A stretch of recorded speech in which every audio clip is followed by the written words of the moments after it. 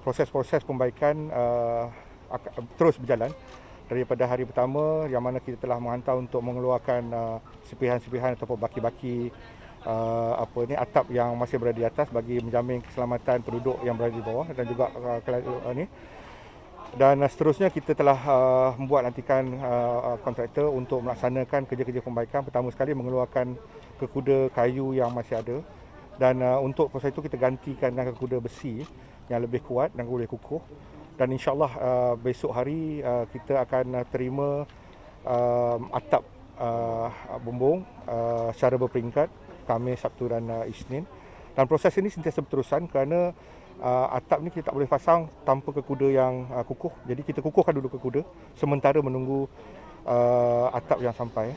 Dan proses ini akan memakan masa sikit kerana kita menghadapi pertama keadaan cuaca. Dan yang keduanya cuti tamu Cina yang berlaku, dan insyaAllah proses ini tidak akan melambatkan sikit.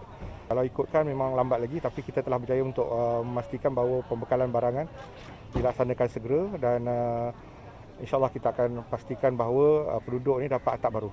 Kita mengambil tindakan segera tanpa menunggu apa-apa. Even proses lantikan pun kita tidak menunggu buat sebuah harga dan sebagainya, kerana ini merupakan bencana dan kita akan pastikan bahawa lantikan terus kepada kontraktor menepati kriteria Yayasan Wilayah dan memastikan harga itu dikawal supaya tidak ada orang mengambil kesempatan di atas kejadian ribut ini. Itu yang telah kita laksanakan, dan saya menerangkan kepada penduduk, mungkin ada yang tak tahu dan mungkin ada yang keliru. Dari peringkat Yayasan Wilayah kami di sini diarahkan oleh YB, Menteri dan Pimpinan untuk membantu bagi memastikan bahawa keselesaan penduduk terjamin dan juga kebajikan penduduk terjaga. Itu yang telah kita laksanakan di peringkat Yayasan Wilayah. 46 unit rumah yang terlibat untuk atap saja yang jatuh mengena unit-unit rumah tepi dan juga atap-atap di bahagian tepi itu saya belum dapat maklumat secara detail. InsyaAllah saya akan rujuk dengan serta penduduk. Cuma saya dapat tahu ada satu atau dua yang terkena serpihan. Ada juga yang terkena di bahagian luar. InsyaAllah kita akan lihatlah bagaimana kita boleh bantu. Peruntukan ini kita tidak dapat peruntukan daripada mana-mana pihak, daripada kerajaan pun sendiri. Di peringkat yayasan, untuk makluman semua, kami tidak pernah menerima dana daripada kerajaan. Kita telah mengambil langkah untuk come in, untuk membantu, walaupun kawasan rumah ini merupakan kawasan rumah private property. Dan di luar sebenarnya bidang kuasa Dewan Melayu Kuala Lumpur untuk private property.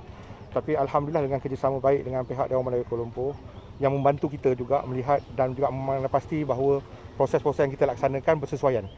Dan saya juga berhubung dengan pihak Dewan Melayu Kuala Lumpur memastikan kerja-kerja yang kita laksanakan ni selamat, dan juga memastikan spek-spek yang ada bersesuaian dengan penggunaan yang ada sekarang. Datuk, kos mungkin meningkat sebabkan kerosakan berulang, hujan, ribut semua. Dia tidak meningkat, cuma memburukkan keadaan sikit kerana hujan tu turun dan air masuk ke dalam shieling. Setakat ini kita bagi canvas, kita tahu bahawa canvas tak tahan lama. Kita teruskan memperbaiki canvas tersebut, dan kita harap sangat cuaca tak heavy sangat untuk hujan dan boleh menampunglah sementara kerja-kerja yang kita laksanakan sekarang ni. Penempatan mereka hanya di Dewan kita sebelum ni masa mula-mula tu ada di Dewan di bawah Dewan di bawah flat masing-masing, blok masing-masing. Tapi kita rasa sempit sikit, kita pindahkan dia supaya lebih selesa, dan kita terus membagi bantuan dari segi makanan lah, dan juga bantuan-bantuan yang lain yang sewajarnya kita bagi. Sebab yang paling penting sekarang ni adalah penduduk di sini kita bela.